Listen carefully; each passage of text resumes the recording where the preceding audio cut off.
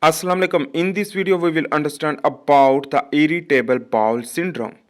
For short is the IBS. The IBS is common disorder affect the stomach and intestine. This irritable bowel syndrome caused due to many causes. We will understand about all things, the symptom and sign, causes, complication and treatment.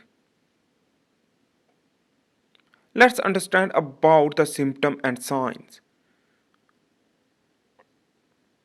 First, we will understand about the common symptom. This is the person which that is involving the irritable bowel syndrome. This the vomiting can be occur, but it is we are including the serious symptom. But the common symptom is that the cramping in the stomach, abdominal pain, as well as bloating and cause gas, diarrhea and the constipation due to the less mobility of the bowel in the gastrointestinal tract and the much absorption of water or less absorption of water can also occur. It will lead to cause fatigue.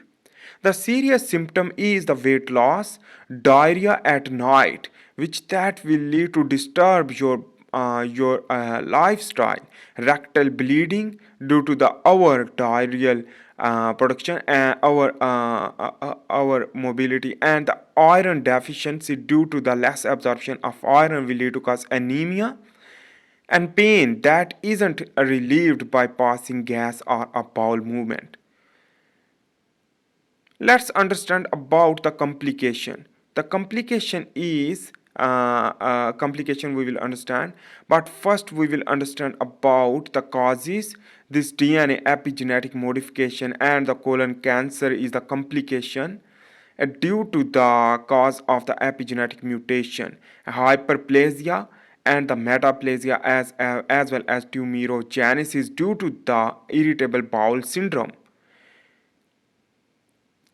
The cancer progression due to the irritable bowel syndrome is due to the hyperplasia and metaplasia.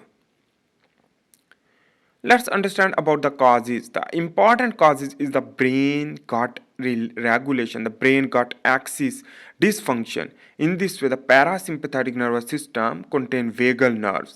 This vagal nerve is very important for the regulation of the digestion, mobility of the bowel in the gastrointestinal tract, the contraction of the smooth muscle.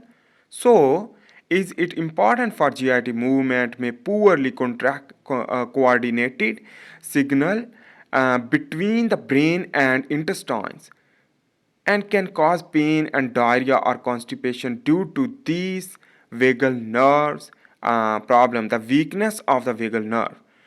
And this weakness of the vagal nerves is due to the stress and anxiety. Here is the ligand is the 5 serotonin receptor which that stimulate. The early life stress will lead to sympathetic activity chronically enhancement of the chronic sympathetic nervous system will lead to more changes to IBS and more common this early life stress. So remember the food intake which that is the environmental stress will lead to cause inflammation like the allergic food or some other things. The muscle contraction in intestine is very important, so that is why the regulation of the muscle contraction is important for the digestion of the food. The wall of intestines are lined with layers of muscle that contract as they move food through your digestive tract. If the muscle will be hypertrophy or hypotrophy will lead to less movement of the bowel and less movement of the food, and in this way the diarrhea will lead to cause the less water absorption in the blood circulatory system will lead to dehydration. The severe infection also cause the irritable bowel syndrome like the viral infection like rotavirus or other type of virus and the bacterial infection. The bacterial infection is the dysbiosis will lead to microbiome shifting and the changes of the microbiome. The fungal infection is also involved. On the other hand, the visceral hypersensitivity activation is the common and the altered the bowel motility lead to cause diarrhea or constipation. So remember that hypersensitivity activation as an allergic reaction can occur and will lead to cause irritable bowel syndrome chronically. The antigen presenting cell will represent the Langerhans cell or present in the digestive system will detect the antigen will lead to allergic reaction, inflammation, adaptive immune response and epithelial cell destruction and ulceration by the immune response.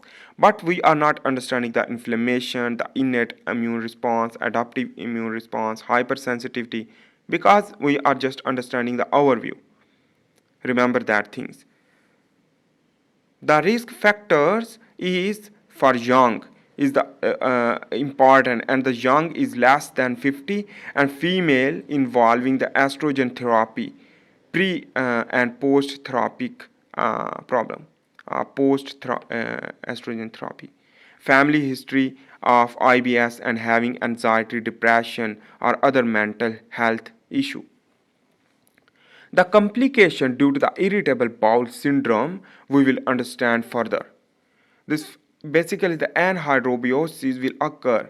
In this way, the hypoxia also occur, and the less water in the cell will lead to hypoxia and anhydrobiosis and imbalance of electrolytes because water is very important for the electrolytes exchange extracellularly and intracellularly. Will lead to hypoxia, possibly will lead to cell injury, apoptosis, and necrosis.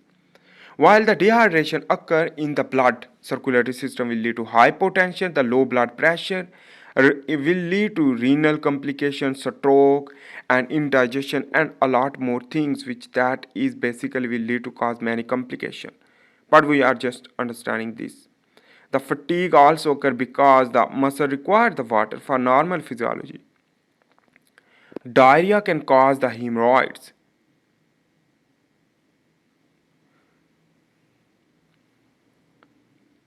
Anyhow, let's understand about the mood disorder. This mood disorder is a complication of the irritable bowel syndrome will lead to a chronically increase the irritable bowel syndrome due to the depression anxiety.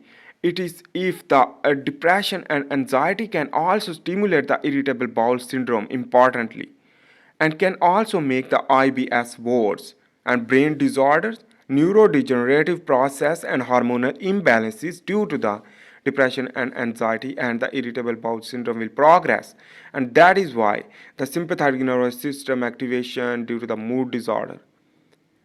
Let's understand about the treatment.